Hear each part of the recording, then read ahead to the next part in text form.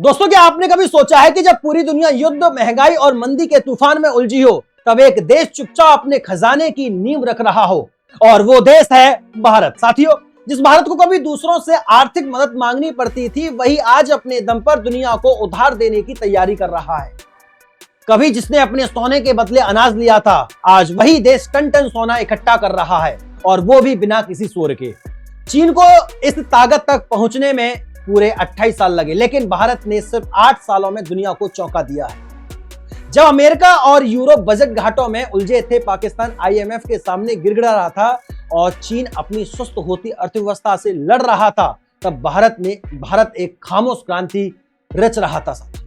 एक ऐसी तैयारी जो भारत को फिर से सोने की चिड़िया बना देगी, और इस तैयारी का सबसे बड़ा गवाह है भारतीय रिजर्व बैंक, यानी कि RBI। साथियों, RBI ने ना कोई प्रेस कॉन्फ्रेंस की, ना कोई न्यूज फ्लैश, बस खामोशी से खजाने में जोड़ता चला गया। और अब भारत के पास है 880 टन से ज्यादा सोना। 2025 की शुरुआत होती है, RBI ने 57 टन नया सोना भी खरीद लिया है। यह आंकड़ा इतना बड़ा है कि 100 से ज्यादा देशों की GDP इससे भी कम है। जिस वक्त दुनिया युद्ध की आग बुझाने के लिए कर्ज तलाश रही थी, भारत अपने बंकर में सोने की दीवारें खड़ी कर रहा था।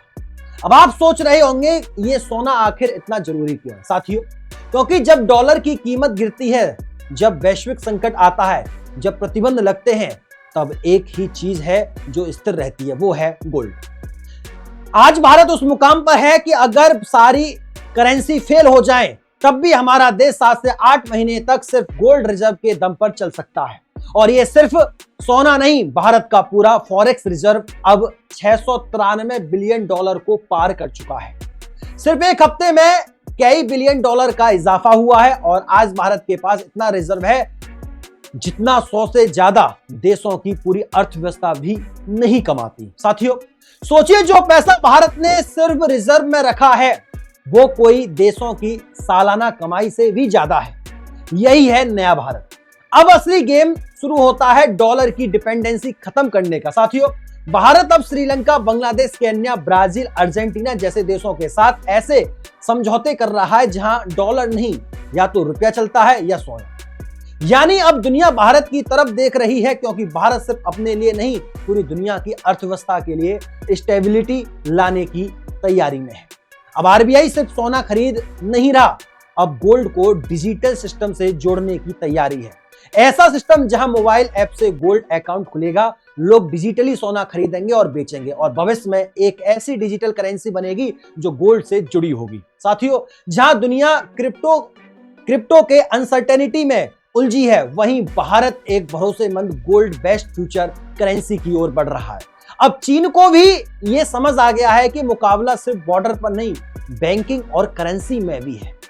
जब पाकिस्तान के पास 8 हफ्ते का भी फॉरेक्स रिजर्व नहीं बचा, भारत के पास 8 महीनों की तैयारी है।